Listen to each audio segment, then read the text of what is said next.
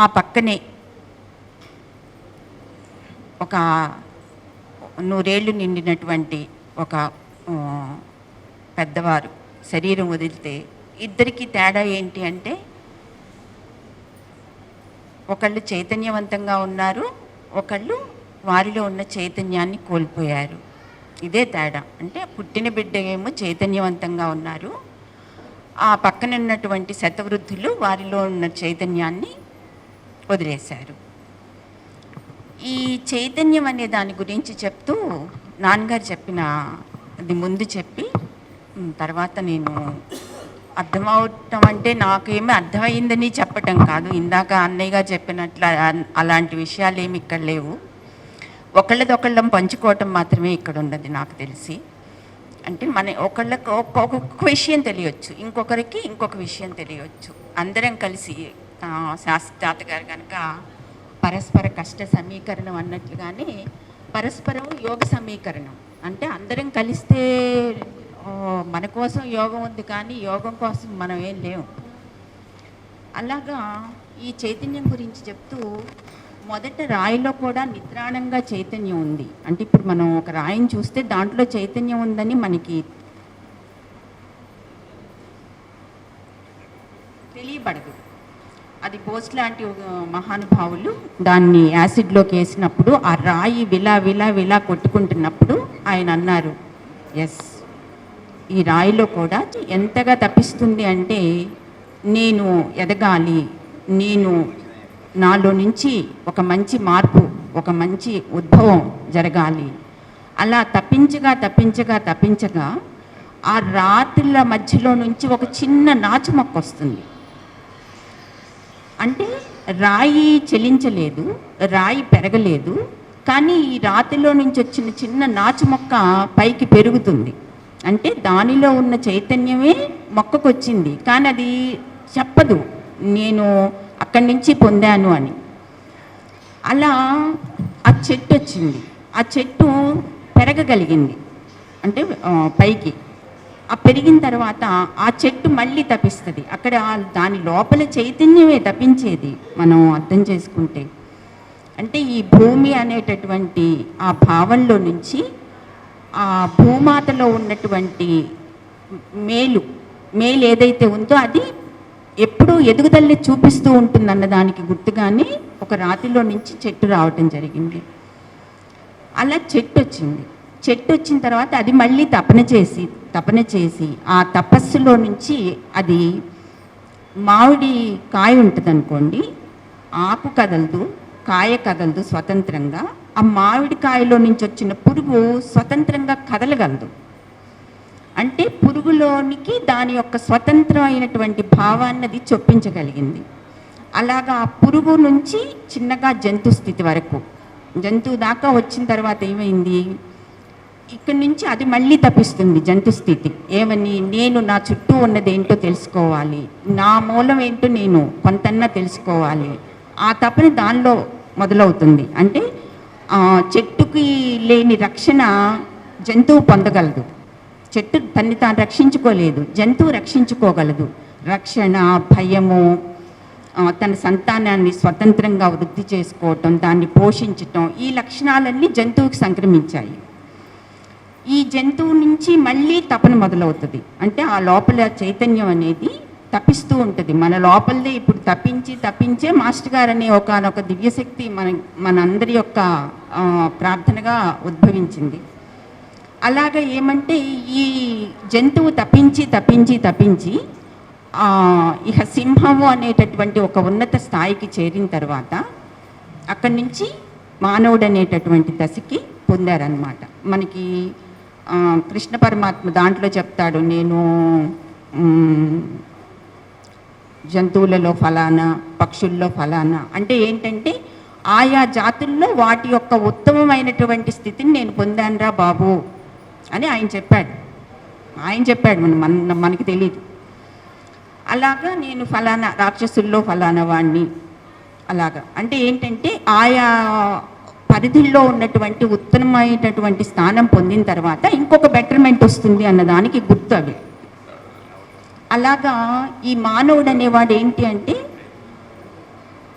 ఈ క్రమ పరిణామంలో వచ్చాడు. వచ్చిన తర్వాత వీడిలో కొన్ని దోషాలు కనపడినాయి. అంటే సృష్టి పరిపూర్ణంగా అనిపించలేదు. అనిపించక వీడికి ఏంటి, కామం ఎక్కువ, తర్వాత ప్రతిదీ కావాలనే స్వార్థం ఉంటుంది. వీటన్నింటికి కొంత బానిసత్వం, అంటే వీడికున్న స్వేచ్ఛను వీడే పోగొట్టుకున్న తత్వం. మనం చెప్పాలి అంటే మ్యాన్ ఈజ్ మైండ్, అంటే వీడు మానవుడు అనేవాడు ఏంటంటే వాడి మైండే వాడి బాడీ. ఈ బాడీలో ఉన్నటువంటి డిఫెక్ట్స్ అనేవి మనకే అర్థమవుతాయి. మనం ఎంత వరకు దీన్ని సవ్యంగా వాడుకుంటున్నాం, ఎంత అపసవ్యంగా వాడుతున్నాం, ఇవన్నీ మనకి తెలిసే విషయాలు. అద్దంలో కనుక మొహం చూసుకుంటే మనం ఎంత బాగా కనపడతామో అంత స్పష్టంగా మన అంతరంగం మనకి ప్రతిదీ చెప్తుంది. మనం దాన్ని పక్కకి తోసేస్తాం అంతే తప్పించి చెప్పది లేదు అన్న మాట మాత్రం ఎవ్వరికీ లేదు. అలా ఇక్కడ ఏంటంటే ప్రతిదీ మనకి తెలిసే జరుగుతుంది. మనం అనుకుంటాం తెలిసి తెలియక అన్న మాట, తెలిసి తెలియక లేదు, ప్రతిదీ మన యొక్క అనుభవంలోకి తెచ్చుకుంటూనే వెళ్తున్నాం. ఈ ప్రక్రియలో మనకి ఫ్రీ విల్, అంటే ఈకే గారు చెప్తారు ఏమనంటే, అంతకు ముందు సృష్టిని మానవుడి దగ్గరకు వచ్చేటప్పటికి సృష్టిని మనం ఎలా విభజించవచ్చు అంటే వీడికి ఫ్రీ విల్ ఉంది అని చెప్పారు ఈకే గారు. అంటే ఏంటంటే మానవుడికి స్వేచ్ఛ, వాడు స్వతంత్రంగా భావన చెయ్యగలడు, వాడికంటూ ఒక స్వతంత్రమైనటువంటి శక్తి ఉన్నది. దాన్ని వాడు ఎలా వాడుకుంటున్నాడు అనేది వాడిష్టం. ఆ ప్రక్రియలో ఏంటంటే వీడు ఈ పూర్వవాసనలు కొన్ని ఉంటాయి, వీడికి స్వతంత్రంగా కొన్ని జబ్బులు ఉంటాయి. ఈ మొత్తం కలిపి ఎవ్రీ యాక్షన్ హ్యాజ్ రియాక్షన్ అన్నట్లుగా సృష్టిలో ప్రతిదీ మనం ఏది ఇస్తామో అది పొందుతాం. ఆ ప్రక్రియలో భాగంగా మనకి కొన్ని శారీరకమైన రుగ్మతలు వస్తాయి, కొన్ని మానసికమైనటువంటి బాధలు వస్తాయి, కొన్ని ధనపరమైనటువంటి వస్తాయి, కొన్ని ప్రాణ సంబంధమైన వస్తాయి. ఇవన్నీ కూడా ఆ కార్మిక్ యాక్టివిటీలో భాగం. ఇవన్నీ ఎక్కడి నుంచి వస్తున్నాయి అంటే మన ఫ్రీ విల్ని మనం సవ్యంగా వాడుకోకపోవటం వల్ల వస్తాయి. అంటే మనం ప్రతిదానికి ఎదుటివాడిని కారణం చెప్పడం అనేది మనకి చాలా ఎక్కువగా ఉంటుంది, ఫలానా వాళ్ళ వల్ల అని. ఇప్పుడు నేను కొంచెం గమనించి, అంటే ఇది సత్యమా అసత్యమా నేనేమి చెప్పట్లేదు, గమనిక మాత్రమే చెప్తున్నాను. ఇప్పుడు ఎవరు ఫలానా వాళ్ళ కారణంగా మేము బాగున్నామని కానీ, ఫలానా వాళ్ళ వల్ల మేము చెడిపోయామంటానికి కానీ పెద్దగా ఆస్కారం లేదు. ప్రతివాడు తన ఫ్రీ విల్ వరకు వచ్చాడనేది మాత్రం నాకు కొంత అర్థమవుతోంది. ఇదివరకు లాగా మా నాన్నమ్మ చెప్పారు చేశాను, మా తాతయ్య చెప్పాడు చేశాను, ఇలాంటి పదాలు ఇప్పుడు లేవు. నేను అనుకున్నాను నేను చేశాను అన్నదే ఇప్పుడు యువతరంలో మనం వింటున్న మాట. అది మంచో చెడో యువతరం మాత్రం వాడి పద్ధతిలో వాళ్ళు నడుస్తున్నారు. అదొక ముచ్చటైన విషయం అనిపిస్తుంది నాకు ఎప్పుడు తలుచుకున్నా. అది మంచి కావచ్చు చెడు కావచ్చు. ఇప్పుడు ఈ కర్మబంధంలో నుంచి ఎలాగా మనం ఒక బెటర్గా చూసుకోవాలి అంటే ఆ ప్యూరిఫికేషన్ ప్రాసెస్ ఎలా నడపాలి. కర్మ అనే దాన్ని మనం ఎలా చేస్తాము, త్రికరణాలతో చేస్తాము. అది లోపల ఆలోచన, మనం మాట్లాడే మాట, మనం చేసే పనులు. ఈ ప్రక్రియలో ప్రతిదీ మనకి ఒక ఏమంటారంటే ఏదో ఒకటి ఆశించి చేయటం అనే ఒక జబ్బు బాగా అందరం పొందేశాం. అది ఎలా వచ్చిందో తెలియదు, మరి ప్రకృతే ఇచ్చిందో కూడా తెలియదు. ఏదో ఒకటి ఆశించి చేయటం అనేది మాత్రం మనకి చాలా సహజం అన్నమాట. ఒక మంచిగా నన్ను అనుకోవాలనో, లేకపోతే కీర్తి రావాలనో, లేదు ఇంకొక సుఖం రావాలనో, డబ్బు రావాలనో, ప్రతిదానికి ఒక వెనకాల మోటివ్ ఒకటెప్పుడు తంతు ఉంటుంది. అది మన ఫ్రీ విల్ని నిజంగా నడపనివ్వదు. నిజానికి ఫ్రీ విల్ చాలా గొప్పది, కానీ మనకేంటంటే మోటివ్స్ నడుపుతున్నాయి, ఫ్రీ విల్ నడపట్ల. మన ఫ్రీ విల్ని మనం ఎలా తెలుసుకోగలుగుతామంటే ఈ మోటివ్స్ని దాటినప్పుడు మాత్రమే మనం ఫ్రీ విల్కి దగ్గరగా వెళ్ళగలుగుతాం. ఇప్పుడు తాతగారు ఉన్నారు, ఆయనకి మోటివ్స్ లేవు.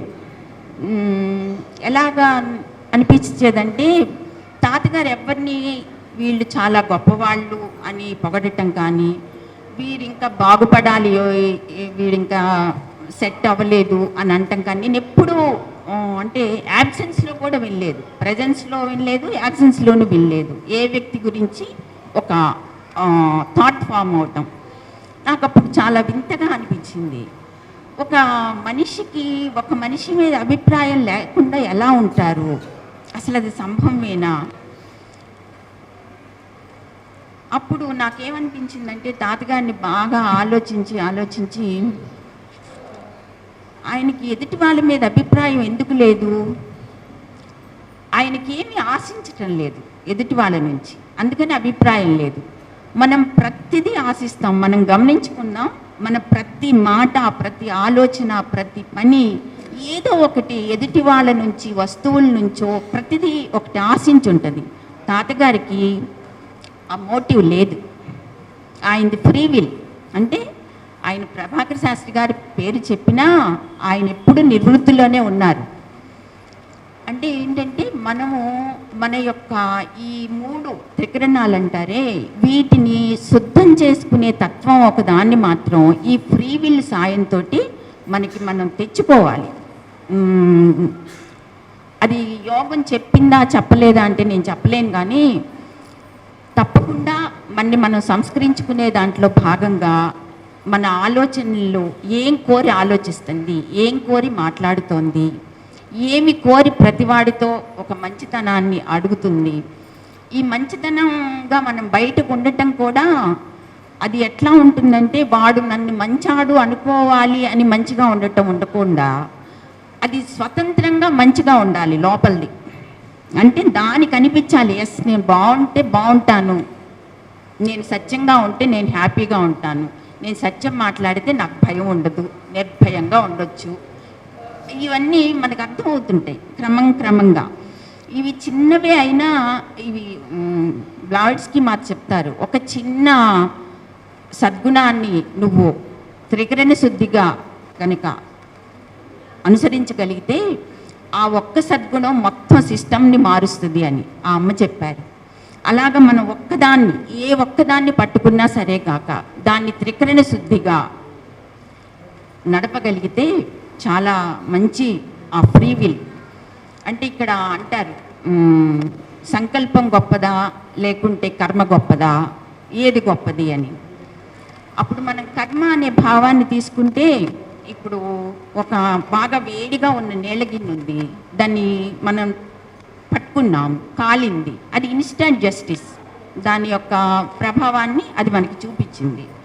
మనం ఎవరినో ఒకళ్ళని బాధించాం, అది మనసుతో బాధించి ఉండొచ్చు, లేదు ప్రాణహింస చేసి ఉండొచ్చు, లేదు శరీరంతో హింసించి ఉండొచ్చు. ఆయా హింసల రూపాలు ఎలా ఉంటాయంటే, దాదాపుగా శరీరంతో చేసిన హింస శరీరం తీసుకుంటుంది, మనసుతో చేసిన హింసని మనసు తీసుకునే పరిస్థితుల్లో భగవంతుడు కల్పిస్తాడు. ప్రాణంతో చేసిన హింసల్ని ప్రాణం ద్వారానే తీసివేయబడతాయి. ఇవి పైకి వేరువేరుగా ఉన్న 3 ఒక్కటే, ఎందుకంటే ఈ మూడింటిని అనుభవించేది జీవుడే కాబట్టి. కానీ కొంత తేడా ఉంటుంది. శరీరం బాధకి లోనైనప్పుడు ఒకలా ఉంటుంది, మనసుకు బాధకు లోనైనప్పుడు ఒకలా ఉంటుంది, ప్రాణం నీరసించి నిస్సత్తువుతో ఉన్నప్పుడు మన భావం ఇంకొకలా ఉంటుంది. అంటే ఇవన్నీ కర్మ యొక్క విశేషాలే. వీటిని మనం చేసేటప్పుడు మనకి వీటి పట్ల ప్రత్యేకమైన శ్రద్ధ ఉండదు, ఏదో చేస్తున్నామన్న భావమే మనకి సహజంగా నడుస్తుంది. కానీ ఇవి మనని ఇంత ఇన్ఫ్లుయెన్స్ చేస్తాయి అని మనకు అప్పుడు అర్థం కాదు. మనం మన జీవితంలో ప్రతిదీ ఆలోచించే నిర్ణయించాం అనుకుంటాము, వెనక్కి తిరిగి చూస్తామా అన్నీ బొక్కలే. అంటే ఏంటి, మనం ఎంత ఆలోచించి మనం ఎంత నమ్మి ఒక మంచి మార్గంలో ఉన్నాం అనుకుంటేనే మొత్తం అన్ని కంతలతో ఉన్నది. అలా ఉన్నామంటే అర్థం ఏంటి, మనం ఇంకా ఆ ప్యూరిటీ లెవెల్కి ఏమాత్రం దగ్గరగా లేవని ముందు అది ఒప్పుకోవాలి. ఒప్పుకుంటే అప్పుడు దానికి కొంత ఏమంటారంటే యోగం మార్గం చూపిస్తుంది. అంటే మారాలంటే కూడా ఒక మార్గం కావాలి. మనకి మాస్టర్ గారు అటువంటి ఒక దివ్యమైన మార్గాన్ని మానవ జాతికి అందించారు. అదేమంటే కర్మరాహిత్యము. ఆయన ఏమన్నారంటే, అరే నేను మొత్తం తీస్తానని నేను చెప్పను, కానీ దాదాపు ఆ రహితం చేసే ప్రక్రియలో మాత్రం ఇది ఉంది. దీనికి ఆయన ఎంచుకున్న మార్గంగా నాకేమనిపిస్తుంది అంటే, నిన్న కూడా మనం చెప్పుకున్నాం, ఎక్స్టెన్షన్ ఆఫ్ లైఫ్. అంటే ఏంటంటే ఇప్పుడు మానవ జాతి పూర్వం కంటే చాలా ఎక్కువ సంవత్సరాలు బ్రతికే అవకాశాన్ని కల్పించింది యోగం. నేనైతే యోగం అనుకుంటాను, కొంతమంది సైన్స్ అనొచ్చు, లేదు ఇవల్యూషన్లో భాగంగా అవ్వచ్చు. ఏదైనా కానీ కాక మానవుడు ఇంతకు ముందు 20 సంవత్సరాలు 30 సంవత్సరాలు ఉన్నటువంటి సగటు వయసు ఇవాళ 70-80 మధ్య సాగుతోంది. అంటే అంతగా మానవుడికి ఈ ఎక్స్టెన్షన్ ఆఫ్ లైఫ్ అనేది ఇవ్వబడింది. దీన్ని మనం చక్కగా అర్థం చేసుకోవాలి. ఎందుకు ఇవ్వబడింది ఈ ఎక్స్టెన్షన్ ఆఫ్ లైఫ్ అనేది అర్థం చేసుకుంటే మనం ఈ కర్మలని సరిచేసుకునే భాగంలో, అంటే మన్ని మనం సర్దుబాటు చేసుకుని మన్ని మనం పర్యవేక్షించుకుని మనం చేసినటువంటి ఒక ఏదైతే ఉందో దాని నుంచి ఒక మంచి మార్గంలోకి మరలటానికి తగినటువంటి సావకాశాన్ని మనకి భగవంతుడు కల్పిస్తున్నాడు. అది కాల రూపంలో అనేది ముందు అర్థం చేసుకుంటే ఆ కాలాన్ని సద్వినియోగం ఎలా చేయాలో యోగం తప్పకుండా చెప్తుంది మనకి. ఈకే గారి విషయంలో నిజంగా ఎంతో అమూల్యమైనటువంటి సలహాలు ఇచ్చారు. ఆ మాటే వేదం. దాంట్లో ఎంతోమందికి తర్ఫీదు ఇచ్చారు. వాళ్ళందరూ మనకి నడిచి చూపుతున్నారు. మనం కొంచెం ఎత్తుక్కోవాలి. అంటే వాళ్ళు ఎలాగో సిద్ధంగా ఉంటారు. అంటే మన వెతుకులాట మన సిద్ధత్వంలో భాగంగా తీసుకుని మనం వాళ్ళకి కొంత దగ్గరగా వెళ్ళాలి. అంటే మన యొక్క రోజువారీ ప్రక్రియల్లో భాగాన్ని పక్కన పెట్టైనా సరే మనం అట్లాంటి వాళ్ళని వెతుక్కుని వాళ్ళ సాంగత్యాన్ని వాళ్ళ యొక్క ఆ సద్బోధని మనం అందుకుంటూ ఉంటే తప్పకుండా ఈ కర్మలో ఉన్నటువంటి ఎలా చేస్తే కర్మ మనకు అంటకుండా కర్మ చేయగలమో మనకు అర్థమవుతుంది. యోగ కర్మ సుకౌశల అన్నది ఒక గొప్ప మహావాక్కు. అంటే యోగి అయిన వాడు కర్మని కూడా సుకౌశలంగా చేస్తాడట. కర్మనేమి మానడు, చేయటంలో సుకౌశలం. దానికి ఈకే గారు ఒక అద్భుతమైనటువంటి ఒక మహావరాన్ని ప్రసాదించారు. అదేమంటే ప్రతిదీ నా ద్వారా అనమన్నాడు ఆయన. ద్వారా అంటే ఏంటి, పెద్ద గొప్ప మాటే ఉంది. నేను చేశాననే బదులు నా ద్వారా అనాలి, అంతే కదా అనుకుంటా. ఆ ద్వారాలోనే చాలా ద్వారం తెరిపిడవుతుంది. అంటే ఆయన కొన్ని లక్షల మందికి చేసి ఉంటాడు. ఆయన ఏమన్నారంటే, ఈకే గారు అంతమందిని మీరు రక్షించారు, అంతమందికి ప్రాణదానం చేశారు, మీరు మహానుభావులంటే ఒరే పిచ్చోడా, వాడికి టైం వచ్చి తగ్గడానికి టైం వచ్చాక నా దగ్గరికి వచ్చాడు అన్నాడు. ఎక్కడ భుజం మీద వేసుకోవాలరే నేనే చేశారా అని. అది అంటే అంతటి మహర్షులు అంతటి మహాయోగులు ఎలా ప్రవర్తించారో తెలిస్తే మనం ఎలా ఉండాలో కూడా మనం తప్పకుండా తెలుసుకుంటాం. అయితే స్మరించాలి, స్మరించకుండా ఏమి రావు. తాతగారు అంతగా గురుస్మరణ ఎందుకు చేశారని అప్పుడప్పుడు అనిపించినప్పుడు నాకు అనిపిస్తుంది అనమాట. ఓహో ఇది కారణం. స్మరించటం వల్ల ఆ కర్మ అనేది చాలా పోతుందమ్మా, చాలా చాలా పోతుంది. ఆ సద్గురు స్మరణ అనేది అంత గొప్ప విశేషమైంది. అలా ఈకే గారు చెప్పింది నా ద్వారా అని. అంటే ప్రతి పని నా ద్వారా జరుగుతుంది. ఒక సేవ చేశారు మీరు, ఒక సేవలో అత్యున్నతమైనటువంటి సేవ మీ ద్వారా నడిచింది, నా ద్వారా నడిచింది అనుకోండి, అంతే.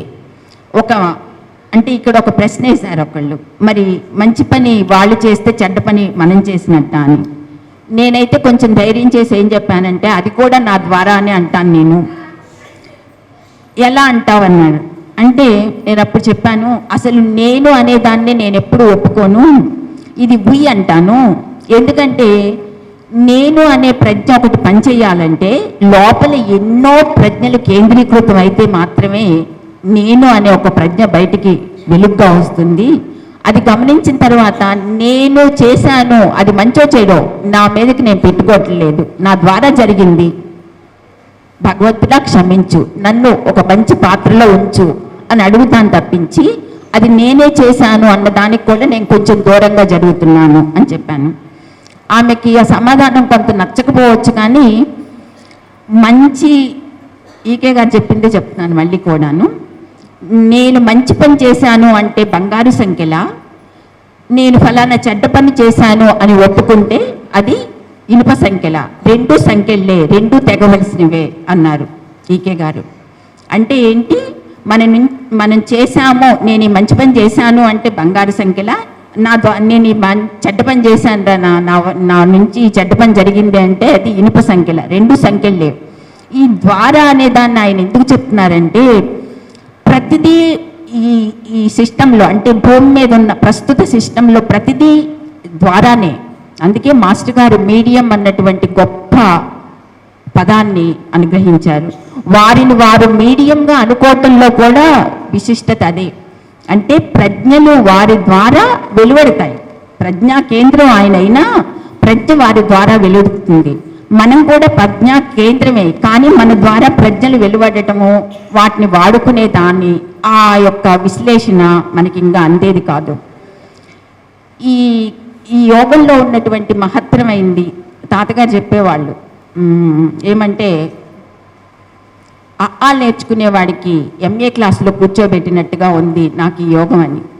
తాతగారే ఆ మాట అంటే నాలాంటి వాళ్ళ స్థాయిని అర్థం చేసుకోవచ్చు.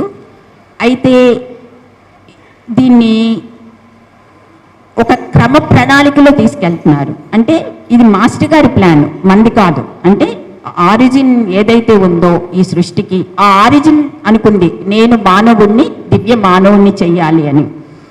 ఇది ఎవడు మానవుడు కోరలా, ఏది మమ్మల్ని దివ్య మానవుడిని చెయ్యి అని మనకి కోరే తెలివితేటలు కూడా మనకి లేవు. దాని నుంచి మాస్టర్ గారు అర్థం చేసుకున్నారు, మానవ జాతి ఇక్కడ వరకు వచ్చింది, ఇంతకంటే బెటర్ అవటానికి నేనే పూనుకోవాలి. అలాగా ఆయన రావటం జరిగింది. వచ్చిన తర్వాత ఆయన ఈ కర్మ దీంట్లో ఏం చేశారంటే సవరణలు చేసుకుంటా వచ్చారు చాలా వరకు. అంటే ఇంతకుముందు ఎలా ఉండేదంటే, ఒక పని మన నుంచి చెడ్డది నడిచిందంటే దాని యొక్క ప్రభావం మనము మన ఎదుటివాడు ఇద్దరు పడాలి. అది మంచిది కానీ చెడుది కానీ ఇద్దరం పడతాం అన్నమాట. ఇక్కడ ఎదుటివాడికి తగ్గిస్తున్నాడు, మనకి తగ్గిస్తున్నాడు. అంటే మనం మంచి పని చేసిన యొక్క ప్రభావం, మనం చెడ్డ పని చేసిన ప్రభావం రెండూ కూడా ఒక సమస్థాయిలో, ఒక ఈక్విలిబ్రియంలో వెళ్ళేటట్టుగా ఆయన దీన్ని చేసుకుంటూ వచ్చారనమాట. మనం ఇక్కడికి వచ్చిన తర్వాత అనుకోవచ్చు ఫ్రీ విల్ అనేది మన కర్మని ఎలా మౌల్డ్ చేయగలదు అని. ప్రభాకర్ శాస్త్రి గారు ఒకసారి ఏదో ఒక చిన్న వస్తువు గురించి పంపించారట మార్కెట్కి. పంపిస్తే దొరకలేదు. వచ్చి వారు చెప్పారు, ఏమని, మీరు అడిగింది దొరకలేదు గురుగారు అని. అప్పుడు ఆయన ఏమన్నారంటే, మన సంకల్పంలో లోపం ఏమిట్రా అన్నారు. అంటే అంత చిన్న విషయంలో కూడా మన సంకల్పంలో లోపం ఏమిట్రా అంటే, మనం ఎన్ని అనుకుంటామో ఎన్ని జరగవో రోజు మొత్తంలో లెక్కే లేదు. అంటే అసలు మనం ఏ థాట్ పెడుతున్నామో దాని గురించి అసలు మనకి స్పృహ ఉండట్లా. ఆ థాట్ ప్రాసెస్ అలా వెళ్ళిపోతూ ఉంది. అలా కాకుండా ఒక చక్కని నడవడికని మనం కొంత అలవాటు చేసుకోవాలి. మనం రోజంతా రకరకాలైనటువంటి విషయాలతో మొత్తం మనసుని నింపి ఆరవుతుంది కాబట్టి స్విచ్ ఆన్ చేస్తే లైట్ వెలిగినట్టుగా వెలగటం కుదరదు. మనం డే టు డే లైఫ్లో కూడా ఆ తీవ్రమైన ఆలోచనలు ఏవైతే ఉంటాయో, ఒక్కొక్కరికి ఒక్కొక్కటి ఉండొచ్చు. ఒక్కొక్కళ్ళకి ఒక్కొక్క దాని మీద కోరిక కలగవచ్చు, ఒక్కొక్కళ్ళకి ఒక్కొక్క దాని మీద విద్వేషం కలగవచ్చు. ఏవైనా ఎందుకు కలుగుతున్నాయి, వాటికి మూలం ఏంటి అనేది ఎవరికి వాళ్ళని తరుచుకుని దానికి సర్ది చెప్పాలి మనసుకి. ఇవేమీ పెద్ద గొప్ప విషయాలు కాదు, వీటన్నింటి నుంచి మనం మాస్టర్ యోగం ద్వారా బయటపడగలం. వీటికి మించిన ఒకానొక దివ్యశక్తి మనని నడపగలదు, మనకు ఆ రక్షణని ఇవ్వగలదు. ఈ రక్షణ అనే మాటకి ఒకటి చెప్తాను. మనం మామూలుగా ఇన్సూరెన్స్ కడుతుంటారు చాలామంది. అట్లానే ఒకప్పుడు తాతగారిని విశ్వనాథ్ సత్యనారాయణ గారి తమ్ముడు, ఆయన అప్పట్లో ఇన్సూరెన్స్ చేసేవాళ్ళట. ఆయన వచ్చి తాతగారిని ఇన్సూరెన్స్ కట్టమని అడిగారంట. అంటే అప్పుడు తాతగారు అన్నారట, ఇల్లు షూర్గా ఉన్నవాడికి ఇన్సూరెన్స్ అక్కర్లేదు అని చెప్పారంట. అంటే నీ లోపల వాడు స్థిరంగా ఉంటే నీకు అవసరం లే ఇన్సూరెన్స్. నువ్వు ఎందుకు అనుకుంటున్నావు ఇన్సూరెన్స్ కట్టాలని, నాకు ఏదన్నా ఆపద వస్తుందేమో, నా వాళ్ళకి ఆపద వస్తుందేమో, అప్పుడు రక్షించేవాడెవడు, డబ్బులుంటే బాగుండు. ఈ రక్షణ అనేది మనం ఇన్సూరెన్స్ మీద పెట్టినంత శ్రద్ధ ఇటు కొంచెం టర్న్ అయ్యి, అంటే మ్యాన్ టర్న్ అంటారు కదా మాస్టర్ గారు, అలా మనం కొంచెం టర్న్ అయ్యి నాకు ఇవ్వటానికి ఒక తాతగారు ఉన్నారు, మాస్టర్ గారు ఉన్నారు, వాళ్ళకి వదులుతాం. ఏం కావు, ఎక్స్పెరిమెంటే అనుకుందాం కొంతసేపు. ఇన్ని జన్మలు పొందాం, ఏమయ్యాం, ఏం కాలేదుగా, ఇప్పుడు కూడా ఏం కావు. అట్లానే తాతగారికి వదులుతాం. ఒక కష్టం వస్తే ఆయన ఎలా మనని కాపాడుతాడు, ఎలా రక్షిస్తాడు, కొంచెం ఆయనకి గ్యాప్ ఇస్తే కదా అన్నీ మనమే ప్రొటెక్ట్ చేసుకుని, అన్నీ మనమే సర్దుబాటు చేసుకుని ఇంకా యోగం చేస్తున్నామనే అంత పెద్ద మాటలు కష్టమే. అంటే ఏంటంటే ఇక్కడ వదిలేమని కాదు, చిన్న చిన్న మార్పుల్ని మనం తెచ్చుకోవాల్సిందిగా నాకు అనిపిస్తుంది చెప్తున్నాను. నేను ఫాలో అవుతున్నదే చెప్తున్నాను, లేదు కూడా చెప్పట్లేదు. ఇప్పటి వరకు నాకు ఇన్సూరెన్స్లు కానీ ఏమీ లేవు. బ్యాంక్ అకౌంట్ కూడా ఏదైనా గోల్డ్ లోన్ పెట్టాలంటే ఒక బ్యాంక్ అకౌంట్ ఉంది అంతే. ఎందుకు చెప్తున్నానంటే అలా ఉండొచ్చు, ఏం కావు, అది నేను చెప్పదలుచుకుంది. ఈ ఫ్రీ విల్ అనే దాన్ని మాత్రం నేను ఇంకొంచెం చెప్తాను. ఈ ఫ్రీ విల్ అనే దాన్ని మనం జాగ్రత్తగా వాడుకోవాలంటే మళ్ళీ ఈకే గారి దగ్గరికే వెళ్తాను. మనసుకి ఆలోచించటం అనేది ఎప్పుడూ ఒకటి ఉంటుంది, దానికి ఎప్పుడు ఏదో ఒకటి నవలాలి. ఎప్పుడు నవ్వులుతుంటేనే మనసుకి ఇష్టం. ఈ నవిలేదాన్ని మంచి వైపుకి నవలమంటాడు ఆయన, ఈకే గారు. అంటే ఒక సేవ చెయ్యి, హోమియో నేర్చుకో, లేదు ఒక విద్యా సంస్థలో జాయిన్ అవ్వు, విద్య నేర్పు, ఇలా ఒక సద్భావం వైపుకి, ఒక మంచి పని వైపుకి మనని నడుపుతారు వాళ్ళు. అందుకని ముందు మనం వినటం అనేది మాత్రం తప్పకుండా చేద్దాం. ఈకే గారివి, తాతగారివి అన్నీ ఇప్పుడు మన వంశీబాబు దయ వల్ల అన్నీ వస్తున్నాయి. ప్రతిరోజు ఒక అరగంట ముందు పీస్ఫుల్గా వింటే వాళ్ళు ఏం చెప్తున్నారో ఆ అరగంటలో ఒక్కటన్నా ఎక్కకపోదు, కనీసం దాని ప్రభావం మన లోపలిది వింటది మనం వినకపోయినా. కాబట్టి ముందు విన్నాం అనుకోండి, ఆ ప్రభావాలు ఎంతో కొంత ఇంకుతాయి. ఒక 10 తప్పులు చేసే బదులు 4 తప్పుల్లోకి వస్తాం చిన్నగా, పర్వాలే, ఏం పర్వాలేదు. నేను ఇందాక చెప్పాను కదా, ఎక్స్పెరిమెంటే అనుకుందాం మన లైఫ్, ఏమీ కావు అనే ఒక భరోసాతోటి మన యోగాన్ని మాత్రం అలాగా నిలబడాలి. ఈకే గారు ఎప్పుడు చెప్తారు యోగ జీవనంగా ఉండండి అని. ఆ పదాలు మనకి అంత తేలిగ్గా నోటితో అంటాం కానీ చాలా కష్టమైనవి. కానీ వాళ్ళు చాలా సునిసూత్రంగా నడిపి చూపించారు.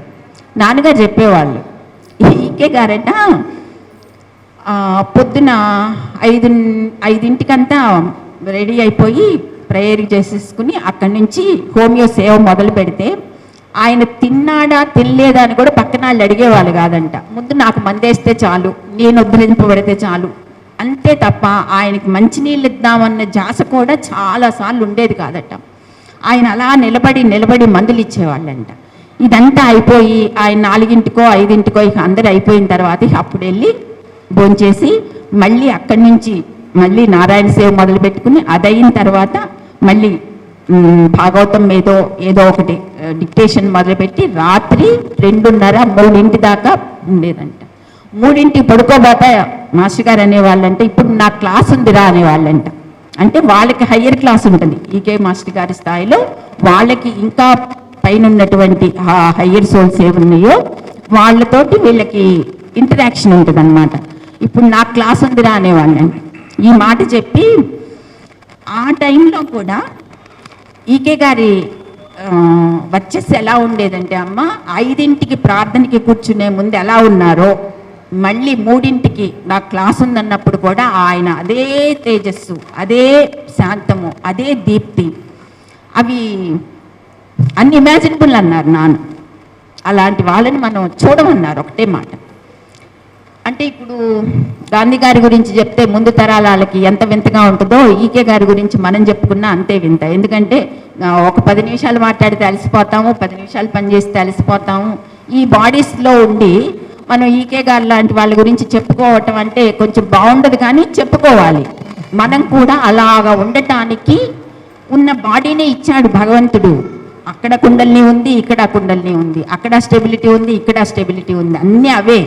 మనం మన ఫ్రీ విల్ని సరిగ్గా వాడుకోవటం లేదు.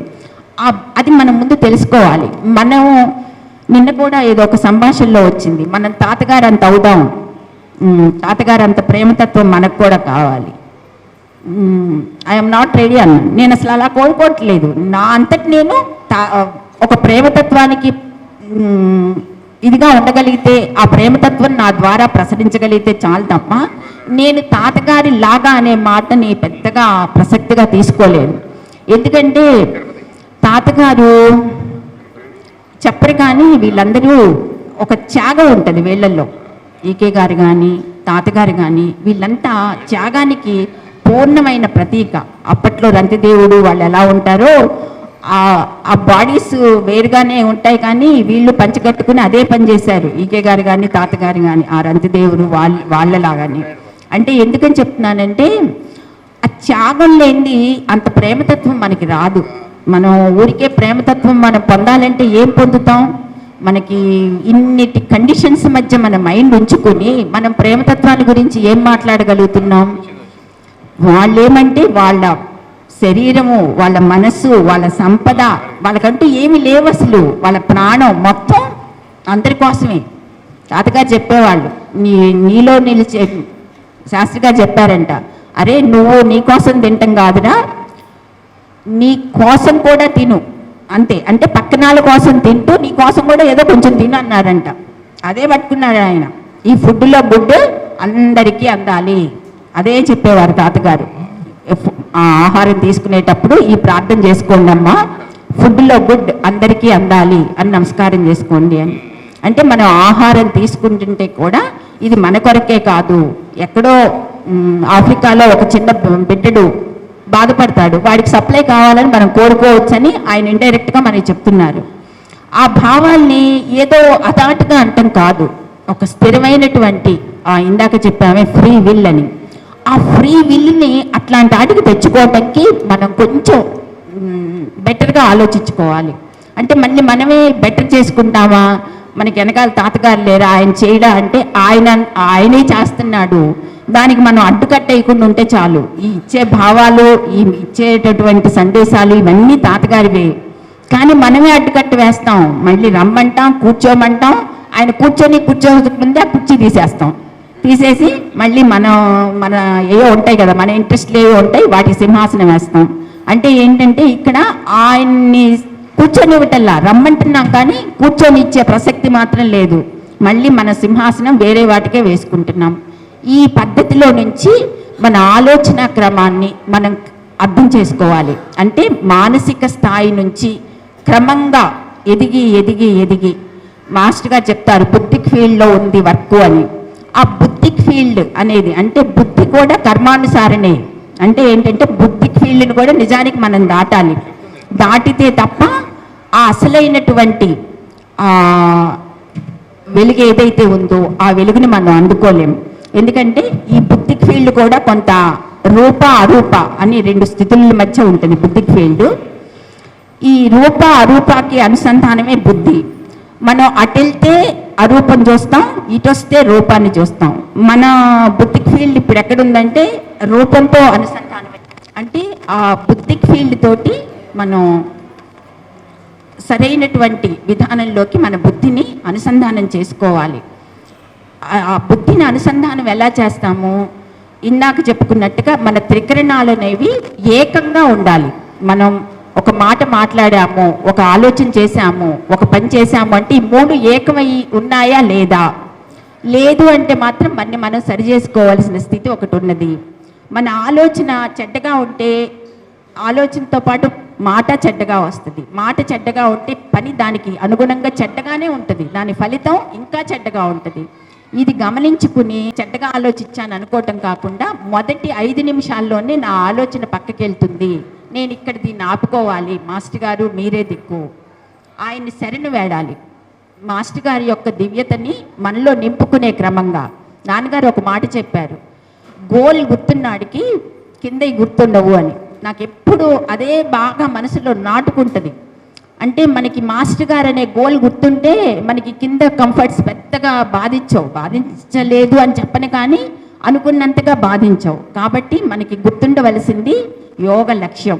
అంటే మనం శాశ్వతంగా ఉండాలి అంటే మనలో ఉన్న చెడుల్ని పోగొట్టుకోవాల్సిందే, మనం ప్యూరిఫై చేసుకోవాల్సిందే అనేటటువంటి ఒక స్థిరమైనటువంటి భావాన్ని మనం పొంది దానికి చేయూతగా తాతగారి చేతుల్ని మనం పట్టుకునేటట్టు ఆ పరమ గురువులు మన అనుగ్రహించడాన్ని. నమస్కారం.